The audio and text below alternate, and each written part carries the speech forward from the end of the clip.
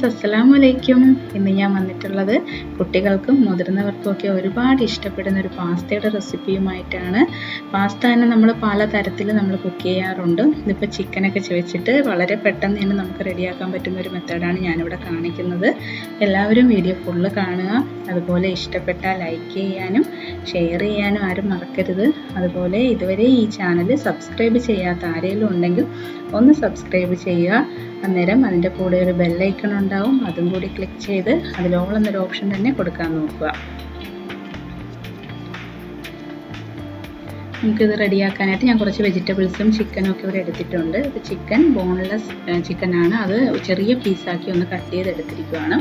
അതിലോട്ട് നമുക്ക് ആവശ്യത്തിന് ഉപ്പും അതുപോലെ ഒരു 1/2 ടീസ്പൂൺ സോയാ സോസും 1 ടീസ്പൂൺ കുരുമുളക് പൊടിയും കൂടി ചേർത്ത് ഒന്ന് മിക്സ് ചെയ്ത് നമുക്കൊരു 10 മിനിറ്റ് മാറ്റി വയ്ക്കാം. അതിനുശേഷം ഫ്രൈ ചെയ്തെടുക്കാം. അതുപോലെ വെജിറ്റബിൾസൊക്കെ നമുക്ക് നമ്മുടെ ഇഷ്ടത്തിന് നമുക്ക് ചേർക്കാവുന്നതാണ്. ഞാനിപ്പോൾ ഇവിടെ ഒരു വെളുത്തുള്ളിയും അതുപോലെ കുറച്ച് ക്യാരറ്റ്, സവാള, സ്പ്രിംഗ് ഓണിയൻ, മല്ലിയില, ക്യാപ്സിക്കം ഇതൊക്കെയാണ് എടുത്തിരിക്കുന്നത്. ഗ്രീൻ പീസ് ഇതൊക്കെ നമ്മുടെ കയ്യിലുണ്ടെങ്കിൽ അതൊക്കെ ചേർക്കാവുന്നതാണ്. അതുപോലെ ക്യാബേജ് ചേർക്കാം, അതൊക്കെ നമ്മുടെ ഇഷ്ടത്തിന് ചേർക്കാവുന്നതാണ്. അപ്പം നമുക്കിനി ഈ പാസ്ത ഒന്ന് വേവിച്ചെടുക്കാം. അതിനായിട്ട് നമ്മൾ കുറച്ചധികം വെള്ളം ഒന്ന് വെച്ചൊന്ന് തിളപ്പിച്ചെടുക്കേണ്ടതാണ്. നന്നായിട്ടൊന്ന് വെള്ളം തിളച്ചതിന് ശേഷം അതിലോട്ട് കുറച്ച് ഉപ്പും അതുപോലെ 1 ടീസ്പൂൺ ഓയിലും കൂടി ചേർക്കുക. അതിനുശേഷം നമുക്ക് ഈ പാസ്ത വെള്ളത്തിലോട്ട് ചേർത്ത് കൊടുക്കാം. എന്നിട്ട് അതൊരു 10 മിനിറ്റോളം, ഒരു 8-10 മിനിറ്റോളം എടുക്കും അതൊന്ന് കുക്കായി വരാനായിട്ട്. ആ ടൈമിൽ നമുക്ക് ചിക്കനും കൂടി ഫ്രൈ ചെയ്തെടുക്കാം. അതിനായിട്ടൊരു പാൻ വെച്ച് അതിലോട്ട് കുറച്ച് ഓയിൽ, 1 ടേബിൾ സ്പൂണോളം ഓയിൽ ഒഴിച്ചാൽ മതി. ബോൺലെസ് അതുപോലെ ചെറിയ പീസാക്കിയില്ല നമ്മൾ കട്ട് ചെയ്തിരിക്കുന്നത്, പെട്ടെന്ന് വെന്ത് കിട്ടും. അപ്പോൾ ചിക്കനും കൂടി നമുക്ക് ഫ്രൈ ചെയ്യാനായിട്ട് ഒന്ന് അടച്ച് വെച്ച് പെട്ടെന്ന് തന്നെ അത് കുക്കായി വന്നോളും. അതുപോലെ നമ്മുടെ പാസ്ത നമുക്ക് കുക്കായതിന് ശേഷം അത് ഡ്രെയിൻ ചെയ്തെടുത്തിട്ട് നല്ല നോർമൽ വാട്ടറിൽ നന്നായിട്ട് അതൊന്ന് വാഷ് ചെയ്തെടുക്കേണ്ടതാണ്. അങ്ങനെ ചെയ്തില്ല എന്നുണ്ടെങ്കിൽ നമ്മുടെ പാസ്ത തമ്മിൽ ഇങ്ങനെ ഒട്ടിയിരിക്കും. അത് ഓവർ കുക്കായി പോയ പോലെ ഒട്ടിയിരിക്കും. പിന്നെ നമ്മളത് വാഷ് ചെയ്തെടുക്കുമ്പോഴത്തേക്ക് അതെല്ലാം വിട്ടിരിക്കും. കാണാനും നല്ല ഭംഗിയാണ്, കഴിക്കാനും നല്ലതാണ് അങ്ങനെ ചെയ്യുമ്പോഴത്തേക്കും.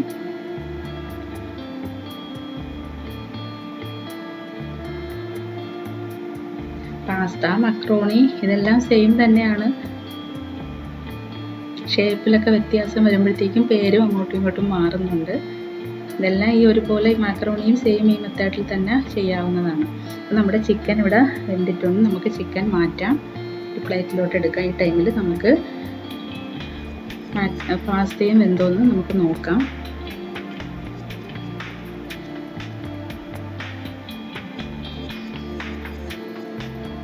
നമ്മുടെ പാസ്തയും ഇവിടെ നന്നായിട്ട് വെന്തിട്ടുണ്ട്. ഇനി നമുക്കിതൊന്ന് ഡ്രെയിൻ ചെയ്തിട്ട് നോർമൽ വാട്ടറിൽ ഒന്ന് വാഷ് ചെയ്തും കൂടി എടുക്കാം. അപ്പം നമുക്ക് ചിക്കൻ ഫ്രൈ ചെയ്ത സെയിം ഓയിലിൽ തന്നെയാണ് ഞാനിവിടെ വെജിറ്റബിൾസൊക്കെ ഒന്ന് വഴറ്റാനായിട്ട് എടുക്കുന്നത്. അതിലോട്ട് ആദ്യം ഒന്ന് വെളുത്തുള്ളി ഒന്ന് ചേർത്ത് ഒന്ന് മിക്സ് ചെയ്ത് അതിൻ്റെ ഒരു പച്ചമണമൊക്കെ ഒന്ന് മാറിയതിന് ശേഷം സവാളായി ചേർത്ത് കൊടുക്കാം.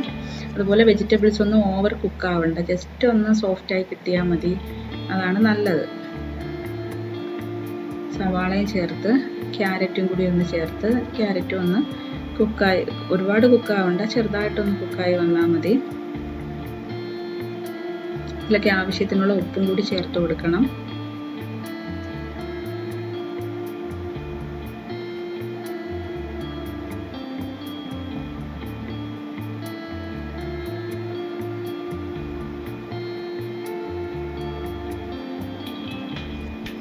ഇപ്പോൾ ഇവിടെ ക്യാരറ്റ് അത്യാവശ്യം ഒന്ന് കുക്കായി വന്നിട്ടുണ്ട്. ഇതിലോട്ട് നമുക്ക് ക്യാപ്സിക്കം കൂടി ചേർത്ത് കൊടുക്കാം.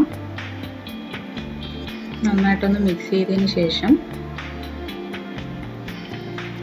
1 ടീസ്പൂൺ മുളക് പൊടിയാണിത്, മുളക് പൊടി ചേർത്ത് കൊടുക്കുക. നമ്മുടെ എരിവിനനുസരിച്ച് ചേർത്ത് കൊടുക്കാം കേട്ടോ. എരിവൊക്കെ ഇതിപ്പോൾ ഞാൻ ഈ ചേർക്കുന്ന ഈ അളവിലാണെന്നുണ്ടെങ്കിൽ അത്യാവശ്യം എരിവൊന്നും ഇല്ല. എരിവ് വേണമെന്നുള്ളവർക്ക് കുറച്ചുകൂടി ചേർക്കാവുന്നതാണ്.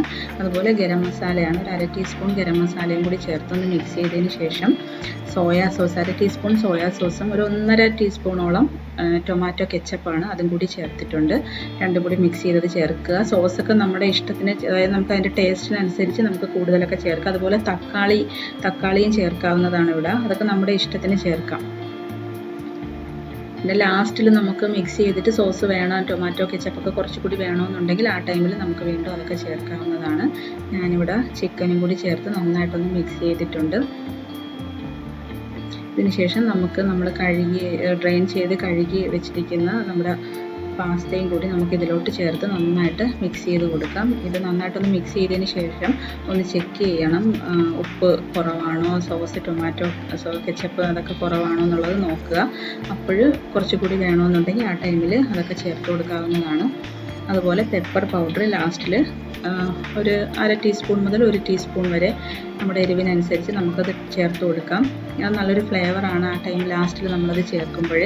താല്പര്യം ഇല്ലാത്തവർക്ക് അത് ഒഴിവാക്കാം, അല്ലെങ്കിൽ ആദ്യമേ ചേർക്കാം. പക്ഷേ ഈ ടൈമിൽ ചേർക്കുമ്പോഴത്തേക്കും അതിന് നല്ലൊരു ഫ്ലേവർ നമുക്ക് നന്നായിട്ട് പെപ്പർ പൗഡറിൻ്റെ ആ ഒരു ഇത് കിട്ടുന്നുണ്ട്. ട്രൈ ചെയ്ത് നോക്കുക ഇങ്ങനെ നിങ്ങൾക്ക് ഇഷ്ടമാവുന്നുണ്ടോ എന്നുള്ളത് ലാസ്റ്റിൽ ചേർക്കുമ്പോഴത്തേക്കും. അതിനുശേഷം മല്ലിയിലയും സ്പ്രിംഗ് ഓണിയനും ഒക്കെ ചേർത്ത് നന്നായിട്ടൊന്ന് മിക്സ് ചെയ്തിട്ട് നമുക്ക് പ്ലേറ്റിലോട്ട് മാറ്റാം. വളരെ പെട്ടെന്ന് തന്നെ നമുക്ക് റെഡിയാക്കാൻ പറ്റുന്നതല്ലയോ, ഈസി മെത്തേഡിൽ പെട്ടെന്ന് നമുക്ക് റെഡിയാക്കാം. ഇത് പാസ്തയൊക്കെ ഒന്ന് വെന്ത് വരുന്ന ഒരു ടൈം മാത്രമേ എടുക്കുള്ളൂ, ഒരു 8-10 മിനിറ്റ്, അതിൻ്റെ അപ്പുറമൊന്നും ആവത്തില്ല.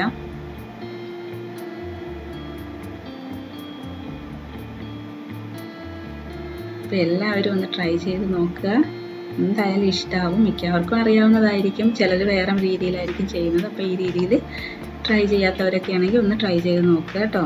അപ്പോൾ ഇൻഷാ അല്ലാഹ് നമുക്ക് മറ്റൊരു വീഡിയോയുമായിട്ട് നമുക്ക് വീണ്ടും കാണാം.